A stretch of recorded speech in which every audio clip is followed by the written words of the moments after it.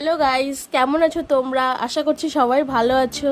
অনেক দিন কোনো ভিডিও আপলোড করা হয়নি, আমি খুবই ব্যস্ত ছিলাম। তো আজ আমি বানানা ফ্লাওয়ার, আমরা বলি মোচা, এটা রান্না করেছি। ভাবলাম তোমাদের সঙ্গে রেসিপিটা শেয়ার করি। বানানা ফ্লাওয়ার রান্না করার জন্য বানানা ফ্লাওয়ারটাকে প্রথমে কি করতে হবে, ছাড়িয়ে নিতে হবে। ছাড়িয়ে ওর ভেতরের ফ্লাওয়ারগুলোকে বের করে নিতে হবে। ওই ফ্লাওয়ারের ভেতর থেকে এই দুটো জিনিসকে বের করে ফেলে দিতে হবে।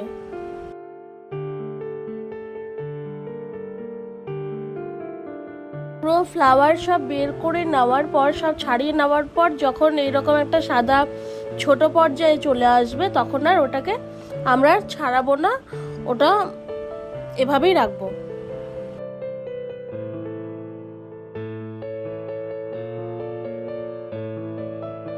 আমি এই মোচার ঘন্টার মধ্যে ছোলা দেব বলে ছোলাটাকে আমি আগের থেকেই ভিজিয়ে রেখেছিলাম।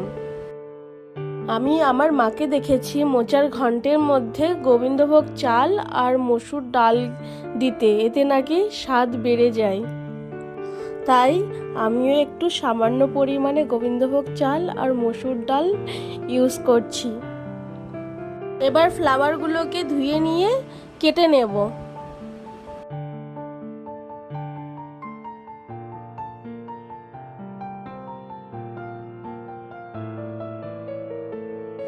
তোমরা জানোই বাঙালিরা সব তরকারিতেই আলু খায়, তাই আমি মোচার ঘন্টের মধ্যে আলু দেওয়ার জন্য একটা মাঝারি সাইজের আলু কেটে নিয়েছি। আলুটা ডুমো ডুমো করে কেটে নেব আর কাঁচা লঙ্কা চিড়ে নেব। একটু সামান্য পরিমাণে আদা আর জিরে পেস্ট করে নিতে হবে মশলার জন্য। রান্নার শেষে ঘি দেওয়া হয়, আমি সেই রান্নাটা ঘি দিয়েই করি, কারণ এতে কি হয়, মানে প্রথমে তেল দিয়ে রান্না করবো আবার পরে ঘি দেব, তাতে কি হয় ফ্যাটের পরিমাণটা বেড়ে যায়। তো সেই জন্য আমি তেল ইউজ না করে প্রথমে ঘি দিয়ে রান্নাটা করে নিই। এবার কড়াই গরম হয়ে গেলে ঘি দিয়ে দেব, দিয়ে কাঁচা লঙ্কা, তেজপাতা আর 5 ফোড়ন দেব। ফোড়নটা থেকে যখন স্মেল আসবে তখন কাটা আলুটা দিয়ে দেব। তারপর স্বাদ মতো নুন আর হলুদ দিয়ে দেব। তারপর ভিজিয়ে রাখা গোবিন্দভোগ চাল আর মসুর ডালটা দিয়ে একটু ভেজে নেব।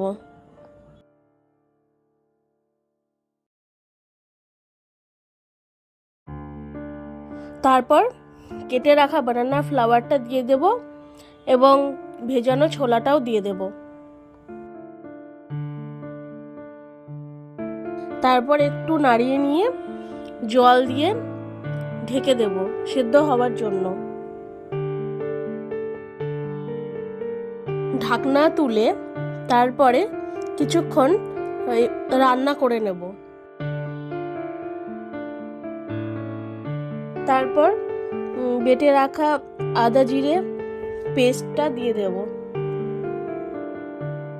তারপর কিছুক্ষণ একটু কষিয়ে নিতে হবে।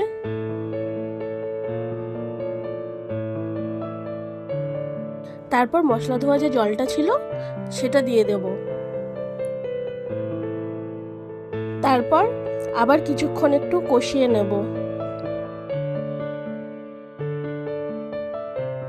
তারপর জল দিয়ে কিছুক্ষণ ফুটিয়ে নেব।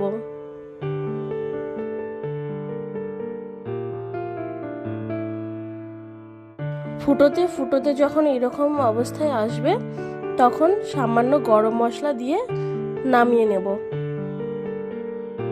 ব্যাস, একদম কমপ্লিট, খাওয়ার জন্য রেডি মোচার ঘন্ট।